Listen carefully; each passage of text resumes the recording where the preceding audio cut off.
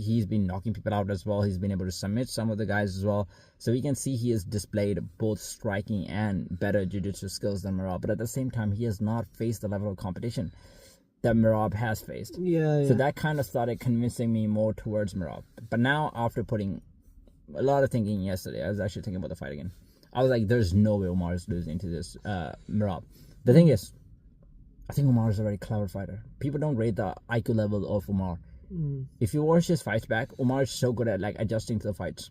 When he found out in one of the fights he faced the adversity, he got dropped by one of the guys. He was striking with the guy, and anybody can get dropped. Like, the guys are amazing in 155 division, right? He got dropped by the guy, and after that, instantly he turned into a wrestler. And the way he was shooting for the double legs, every time he was able to get the back and control the guy on the ground, did not take any risk after that. I was like, Umar's IQ is so good if you watch all of his fights. And every time he has like a bigger fight, every time he's having like a step up in the competition, his game actually reaches new levels. Like you saw against Sanhagen, that was like a big step in competition. Sanhagen's like a top 5. Umar hadn't faced a guy like this. And you could see how he improved his striking in that match. Like, if you watch the striking in the first 1 or 2 rounds, Umar was like kind of a bit shy in striking with Sanhagen. Like, Sanhagen was able to press him a little bit. Umar was setting up the takedowns. He knew that he could do the takedowns. But after that, he adjusted. And he was able to get the better of Sanhagen even in the feet, because he got more confident with time. He started throwing more combinations. He got more confident. So that brought out the best in him. I think the age is on his side. I'm not saying Merab is old, but Umar is in his prime. He's like 28, 29 years old. He's got the best guys in his camp, very smart guys. I think this camp Khabib had put them to work. I think that will bring the best in Umar. And now he knows that he's fighting against Merab.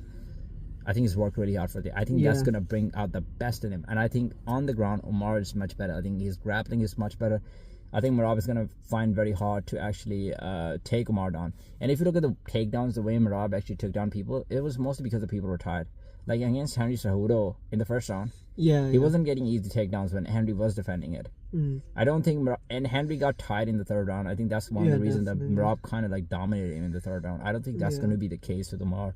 Umar is not getting tired. And if you're not able to take Umar down, if you're not able to impose your will constantly again and again, he's gonna piece you up. Like, he will keep piecing you up on the feet. That will be a problem. And then Umar might shoot like some of his takedowns. So I think Umar, by domination, Umar will not give a single round to Merab. I predict 55, but it could go to 50-44. It could go to 50-44, even 50-43. Wow. Yeah, I'm not... It's kind of crazy. Yeah, I don't think Merab wins a single round. Damn. Yeah. Okay.